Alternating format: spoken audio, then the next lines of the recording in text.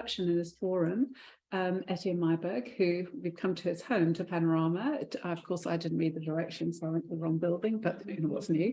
And he is going to talk to us about what leads a pre-invasive condition to become invasive. Because if it never became invasive, then we wouldn't need to do anything about it. If we can really single out the factors that act as that transition or cause that transition, then we can actually define the patients who don't require any therapy. Thank you, Etienne. Thank you, Jenny. Yeah, I think it's a privilege to host the meeting here in our unit this evening. And yeah, I think DCIS is always such an interesting topic because I find when speaking to different colleagues that lots of people don't quite know exactly what to do with it. So they tend to sort of just treat it like breast cancer elsewhere. So I think I'm going to try and delve a little bit under the hood of DCIS. And I think, this is a 400-year-old saying, but I think it's still true in many aspects because I listen to people and I can clearly hear that Jenny taught them like step 1, step 2, step 3, step 4 in dealing with this. But they've never actually thought about why are we doing this and is it really the best way? So I think we frequently do stuff that we really don't know why. And I think that's where I want to come back to, because a lot of stuff that has developed into how we treat DCIS is really historic ways of thinking. So the first thing for me is sort of understanding the problem. And I think that has been elucidated well by the prior speakers to say, why do we have to treat DCIS? And I've changed the way that I speak to patients to say that this is not a condition. This is not a disease. This is a threat of a disease. And it's similar to someone having a BRCA gene. You don't have cancer yet, but we want to try and prevent you from getting to a cancer. But for the same purpose, I'm not going to do a prophylactic mastectomy in a 70-year-old patient with a BRCA gene. I have to reconsider why I'm treating this person. So in my talking to patients, I always tell them that we're not treating a disease, we're treating the threat of a disease, and we need to be sure of that. So I think the idea that this is an obligate precursor to invasive cancer, I think that has been well disproven. And I think if we look at big data, I think I don't want to focus on individual trials. So I'm looking at sort of big data, looking at long-term follow-ups. In principle, in the SEER database, we're dealing with a 12.1% risk of developing invasive breast cancer. This is the disease. The DCIS is the threat. So if we look at, you guys have alluded to some of these trials, but there's been actually a big meta-analysis that have looked at all the 4 big prospective trials and looking at patients that have been, this was tumor excision versus tumor excision with radiotherapy. But if we combine all of that data, then we still get to sort of about a 13.6, and those are all comers. That includes low risk DCIS, intermediate and high risk. So in reality, we are still basically having 88% of patients that are being overtreated. That is, even if they have a recurrence, it's going to be just DCIS. It's not going to be an invasive disease. And as we've said, there is a huge amount of overtreatment. So I'm happy that we've spoken about, can we do active surveillance? That is generally something that we are aiming towards, and that actually we've been doing for a long time. And we've spoken about the impact of this, that there's sort of 50,000 patients in the US that gets diagnosed with DCIS every year. In our practice, that this is every week in our MDT, we have lots of mammograms, just like there's new microcalcifications. What do we do with this type of thing? So it becomes quite difficult to manage all these patients at huge cost. And we are creating this whole group of worried well people. So she was absolutely fine yesterday. She had a mammogram and now she's a patient. And, she gets told that she has cancer.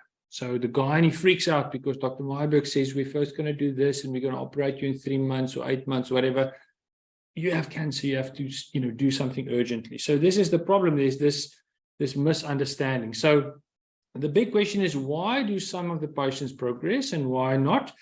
And this is, we started off with this basic idea of that we have this new plastic cells that are filling this the space that's bound by the basement membrane, and that this leads to necrosis eventually, and it's the necrosis that then causes the microcalcifications that we then see on the mammogram.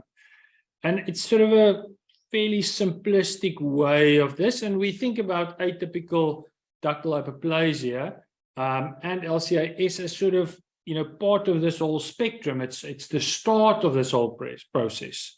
So I think it's convenient for us to look at this from a very sort of basic point of view. We like things that seem to make sense well. But so we started off first to say, okay, well, can we identify some features that would then predict patients to have or to develop invasive cancer? And again, there's been numerous trials, some of them prospective, some of them retrospective, some of them case studies.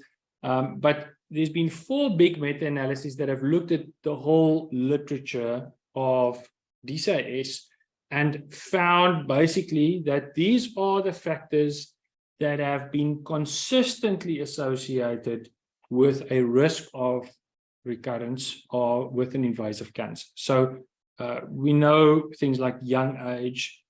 Most of these studies were done overseas, so they talk about African American patients. Symptomatic versus screen-detected DCIS. So these factors are the things that if you have some of those things, it basically predicts a higher risk of then developing an invasive cancer. The things that did not really correlate, which we somehow still include in our decision-making, are things like tumor size, ER/PR status, and you had some trials that showed some evidence for that, but it was inconclusive and most of the time non-significant. So it's weird if we think about the way we talk about DCIS that we use these things, but it's actually never been sort of proven by robust big data if we think about that. And then, I think the NCCN guidelines says no ink on margin for the tumor. So the 2 millimeter, there's no margin that is actually stipulated by guidelines. And yet, a positive surgical margin is a universal factor for the development of invasive cancer. So having a positive margin is quite a big risk factor in whether you have, and that's been universal through all the trials, that it's quite a big factor. I have to say that, ER and PR negative patients have been very much sort of underrepresented in lots of these trials. So we actually don't quite know, we don't have enough burden of evidence to do that. So from all of this data, we have developed the well-known Nuys Prognostic Index, which we still use every day. And it's simple. It, uses the size of the tumor, the margin, whether it's high grade, intermediate, or low grade, and the age of the patient, and it gives you a score based on that. And based on that score, you then have a risk of recurrence, and this risk of recurrence is for DCIS or invasive. It is not strictly invasive, but it gives you some idea, some way of sort of objectively saying you are here, and this is your risk, and that's why we are going to do X, Y, or Z, versus, well, I think you're ER negative, and I think this is that, and I think that, and I feel we should do this. Sounds like a psychology conference, but we make decisions based on that. So at least it gives us some objective things. This is already published in 2009, taking all of those factors into consideration and then developing this nomogram, which is fantastic, although it's quite complex to use if you want to use it in your day-to-day practice. But again, the aim is to give you sort of an answer, a definitive answer to say your disease is bad and yours is good. And I think this is what we all want. We want, that black or white answer of, you should have a mastectomy or not. So, but this all takes into sort of this consideration that we've got this very traditional view that you have a normal duct, and then you develop ductal hyperplasia, and then atypical ductal hyperplasia, and then you go to DCIS, And now things start getting worse, and now you start getting microinvasion and invasive cancer. And again, as I say, it's nice to think of DCIS that way. It makes a lot of sense. It makes us sleep well at night. But the reality is it's not what we observe. But we still stick to that. We still think like that in our heads, and we still explain this to patients. We draw little pictures on papers. So if we really delve under the bonnet and say, okay, what really do we see in terms of DCIS? It looks much more like this. We have a duct that is not a duct, but let's say a ductal cell-filled space that is surrounded by a basement membrane and myoepithelial cells. And we see 4 different patterns. We see that there's an independent lineage, that there are some areas within the ductal cells that develop invasive cancer, and there are some areas that develop DCIS, and they sort of don't cross over. And we have, I'll talk about some genetic evidence that we see that. We have this evolutionary bottleneck model, which suggests that you have numerous different clones of cells that develop DCIS, and then the environment is such that one of those clones can then progress into invasive cancer, but the others are sort of stuck as being DCIS. We have this convergent idea that you have multiple clones of DCIS that develop synchronously, and then they in some way interact with one another and then form a new clone of cells that become invasive, a convergent type of phenotype. And lastly, that you have a multiclonal type of cell population, and actually all of those clones have the possibility to become invasive and develop into invasive cancer. So, and that is what makes it difficult. This is what we observe. It's not this very simple linear type of thing, and it makes it very difficult then to now try and predict which patients are the ones that are going to develop invasive cancer. So if we go to the genetics of this, this is quite an elegant study that was done where they actually looked at patients that had DCIS, was followed up, and then subsequently developed invasive cancer. And they looked at the genetic expression of the cells, the original DCIS cells versus the invasive cells. And what they then found is that 75% of those patients, actually, you could see that there was a clonal selection, that the same clone of cells present within the DCIS actually was present within the invasive cells. It wasn't exclusively that clone, but you could find at least a clone present in both. But 25% of the patients actually had a completely separate clone of cells that was in the DCIS. And it seems like the longer the time goes by, so within, let's say, the first 3 years, if you have a recurrence early, then you tend to find in about more than 80% of cases, you'll find that there's a similar clone. But once you get to sort of 5 to 10 years, you find that that percentage drops quite significantly. So it seems like the longer the time span, the more the chances that you actually have an independent clone of cells that developed an invasive cancer. So I think this just supports the fact that we're actually seeing all 4 of those models being expressed in a genetic study that says that you have different clonal selection that ends up within the invasive cancer. And if you look at the contralateral cancers that patients develop, obviously all of them are different clones. So you don't, we know that in theory, if someone has, DCIS, they theoretically have an increased risk of developing contralateral breast cancer. So the fact that there's factors that induce the DCIS equals factors that induce a contralateral breast cancer. So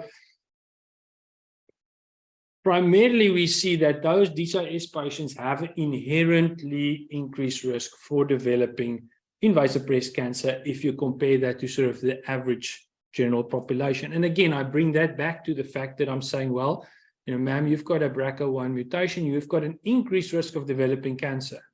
Same thing, you have the risk of a disease because you have DCIS. But this, unfortunately, this sort of idea of looking at the cancer cells themselves from both a phenotypical point of view as well as from a genetic point of view, again, does not really allow us to predict which patients are going to then develop invasive cancer. We have lots of information, but we have very little we can use. So it doesn't help me to tell someone we don't have to treat you, or we definitely have to treat you. And I think this is the problem. So in the genomic era, I want to say one small thing in that, the same in the cell or at cellular level, the same things that drive the development of cancers are the same things that drive the development of DCIS. So the same oncogenes, HER2, Nuys, for example, we see being expressed in DCIS. BRCA1 and 2 patients have an increased risk of developing DCIS. We see problems when you have a DNA repair gene problem, ATM and BARD1. So those are genes that play an equal role in DCIS. And I think one of the things that we often forget in someone that presents with a DCIS is you have an increased risk of developing a disease, i.e. invasive breast cancer. Therefore, we should actually be looking whether you have one of these germline genetic mutations. We certainly are testing the same criteria that we would use for our invasive cancers. We use for testing DCIS patients to look for germline mutations. In South Africa, where we have a big founder effect, this is actually even more important than as compared to the United States. So one big message that I want to leave with everyone is DCIS should be considered for germline mutational or genetic testing equally as much as invasive cancer. And I think we tend to omit that or forget that. Makes it easy for me when I see a DCIS patient and she has a BRCA1 mutation to be able to advise her what treatment she should have. All right.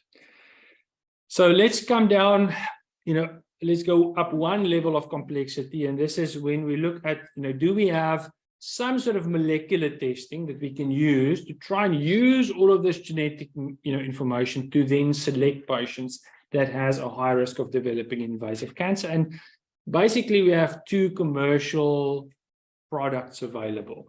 I've never used the DecisionRT.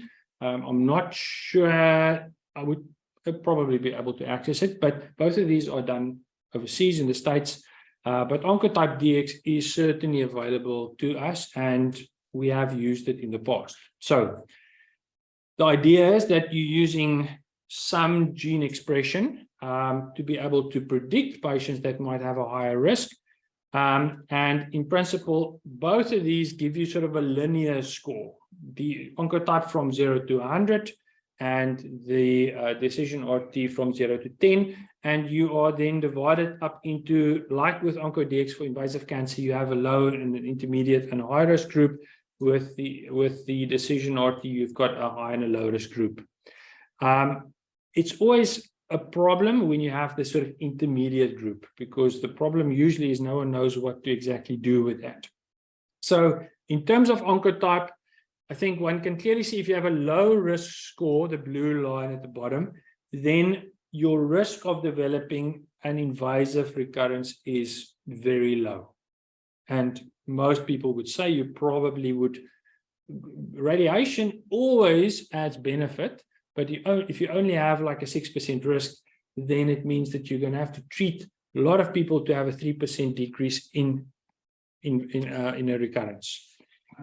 Obviously, the high risk group, you can see that there's a lot more recurrences, but it's still not 100%. I mean, it's always nice if you do your scale on your graph only up to 50%.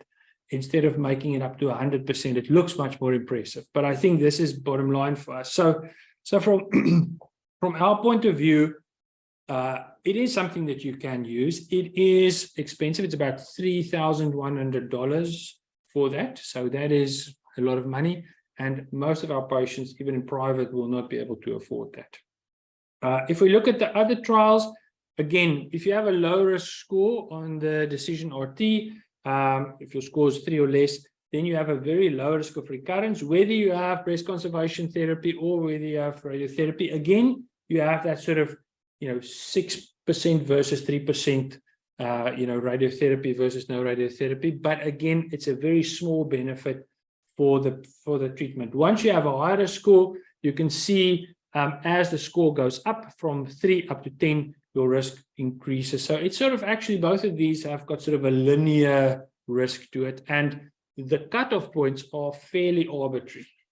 And that makes it difficult. It makes it difficult to say, well, if you have a score of 4, is it worthwhile giving you radiotherapy, or should you rather have a mastectomy? So the problem is with these modalities, it really doesn't give us very good black and white answers. It doesn't give us really good predictive answers. So the problem at the moment is you are still over-treating a lot of patients, and we're not really gaining a lot of information that we would have gained elsewhere. So the new kid on the block is the tumor microenvironment. That is really, we thought initially we'll just find the gene that causes cancer and we'll fix that gene and problem solved. But then we realized, there are these genes, but why are they there? And some patients have them and don't get the disease and blah, blah, blah. So now the whole issue is, okay, actually it's an interaction. And I think that is much more the reality of life. So the idiom says no man is an island. No cell is an island. It's always constantly busy interacting with its surrounding environment. So the important players in this game, obviously you have your epithelial cells that are in the center there. You have your myoepithelial cells, which really are important in creating a barrier. They have got tight intercellular junctions, which prevents things from going in and out, prevents cells from moving in from the space to outside the space. And then you have your fibroblast that forms this basement membrane that we always talk about. And those are the key players in this environment. Now, you've got some visitors that would want to come and join the party, and those are your sort of cells that migrate into that area, which also then interact with that. So we have let's say immunogenic cells that stimulates an immunogenic response. Those are cytotoxic T cells and helper cells and B cells and macrophages. And you have immunosuppressive cells that try and sort of regulate that process or deregulate that process. But you can see what happens is once you start having all these cells, you find that the fibroblasts will start changing. So they're interacting with one another, and you start seeing fibroblast changes happening there.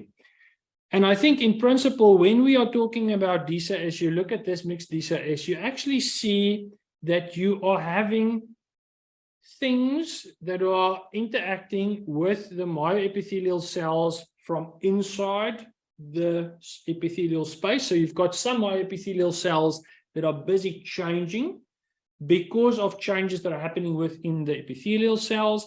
And you've got this outside immunogenic response, which influences the fibroblasts. And I think the main thing is that you start seeing a loosening of that extracellular matrix between those cells. And you start seeing cells being able to move into different spaces. And so the real picture is this picture of an invasive breast cancer. And we used to always say that breast cancer is not a very immunogenic cancer. We don't see lots of lymphocytes in there. We don't generally treat breast cancers with immunotherapy. But in fact, when we look at this early stages of development, actually breast cancer is a very immunogenic type of tumor. And this is really what plays a huge role in terms of which patients will develop invasive breast cancer versus which won't. So this is fantastic news. And the question is, how do we use this in our clinical decision-making? So I'm coming back to, you've seen this picture in our previous talks, the mammogram with the microcalcifications. I don't see the T lymphocytes, and I don't see the regular, I don't see any of those things. I see a mammogram. So it's a little bit like going to space. And the huge problem in space is there's no gravity, obviously, as most of you might think or know. And it's a big problem if you need to make notes, because a normal pen wouldn't work in space. So it's a difficult problem to fix. So you develop a pen that has like a little pressurized cartridge that pumps ink out so that you can now write in a, and then some guy says, but he says, look, wait a minute, why don't we just use a pencil? So I feel a little bit like that. If we've got all this fantastic information and this research that really tells us, why these things are doing all this and why these cells are developing. And, it's like sitting with all these little lights and knobs around you, fantastic. And then someone says, well, here's a pencil.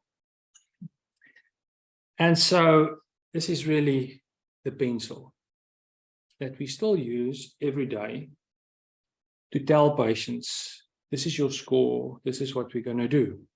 So unless they develop the Challenger spacecraft index for DCIS with all the lights and knobs and counting all the lymphocytes and whatever, we're stuck with this. But we do get pencils that you have to sharpen, and we get pencils with a little knobby at the back, so you can actually do a little bit better with this. So we know that this is the traditional finance index that most of us have learned, and you should be able to write this in your final exam and stuff like that. So, but this is all based actually on retrospective data. And MD Anderson actually said, let's take this score and let's really put it into a prospective trial and look at these patients. And they had about 1,600 patients that they looked at. And what they then saw is, for scores that are 4, 5, and 6, whether your margin is 1 millimeter or 0.5 millimeter, if you have no ink on margin, they all do well. Whether you just do breast conservation or radiotherapy, they have a very low risk. You can really leave them alone as much as possible. When you have a score of 7, if you can have a margin more than 3 millimeters, then they behave the same as the low risk group. So you can actually de-escalate someone with a score of 7 into a low risk group. If you cannot achieve that margin, you have to either add radiotherapy or you have to do a mastectomy. But it is something that you can actually use. I can say, ma'am, we have a 2 millimeter margin when you were operated. I can go back and I can actually give you an anterior margin that is wider than that, and we don't have to add radiation. So I can de-escalate the patient from having radiation to having no radiation. And this is actually, in practice, a lot of your patients will fall into these 3 numbers. Okay. If you have a score of 10, 11, or 12, you need to think about having a mastectomy because you have a high risk of developing an invasive breast cancer. These are high-risk lesions. High-risk lesions in young patients. And if I can't change that score, then I think that's the right decision to make.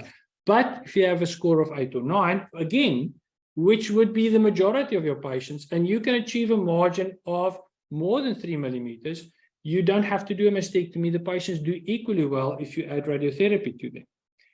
And if you have a score of 9 and you can get a 5 millimeter margin, then in fact, they also do well if you do radiotherapy with them. So, and this is where things like oncoplastic techniques comes in, segmentectomy, stuff like that, that we frequently do to be able to achieve nice wide margins for these patients so that they don't have to have a mastectomy. So again, I can de-escalate patients' treatment by actually not saying you should have a margin of 2 millimeters, but you should have an appropriate margin for the risk classification that you have. So it's a risk-adjusted margin guideline. Okay. And to me, as a surgeon, I like this. Gives me things that I can tell patients based on evidence. So my pencil, at least, I don't have to use a pencil that I sharpen with my pocket knife. I have a pencil that I can click, works a bit better. There are online nomograms that you can use. This is from Memorial Sloan Kettering. It works well. It gives you a number for recurrence, but it doesn't give you quite that nice sort of breakdown into which risk group you fall in. So I think I personally don't use it that often. I do use it to give the patient sort of an idea of what they're looking at. So again, patients like to have a number to work with. So I'm sorry to say, if your expectation was that I'm going to give you the sort of space age technology that you can use to now select your patients that need to have mastectomies versus none, I'm sorry to have disappointed you. As we are doing more mammograms, we will be seeing more and more of this. And if you are in private practice, this will be a big part of your daily headaches of, 5 or 6 gynecologists sending you a WhatsApp to say, please have a look at this mammogram. It's got microcalcifications on it. So my wording to patients are different. I don't talk about your cancer. I don't even like the word carcinoma in situ. I say you have a disease, you have a condition that predicts that you may have or you may develop a breast cancer. You are stage 0. You don't have a stage, you don't have cancer yet. And we need to plan how are we going to manage your risk. I don't plan how we treat the disease because it's not a disease yet. It's a threat of a disease. Everybody said not all DCIS. The majority do not progress into invasive cancer, and I'm very happy to enroll our patients into active surveillance programs. We frequently see microcalcs that I'll say, these look like low-grade DCIS. I'm not even going to biopsy them because we're going to follow this person up for the intention of developing a mass or something. Then we will do something. So I think it is good to use the guidelines from the trials. And I think we will see, actually, I think there are currently 7 trials looking at non-operative management. But I think we are getting to a point we have a better understanding of the biology of the tumor. The problem is we just don't quite know how to quantify that yet. So until we have that, we're going to be stuck with our pencil. So I think it's important to understand that a pencil used really well can still do amazing things. And that's my whole story.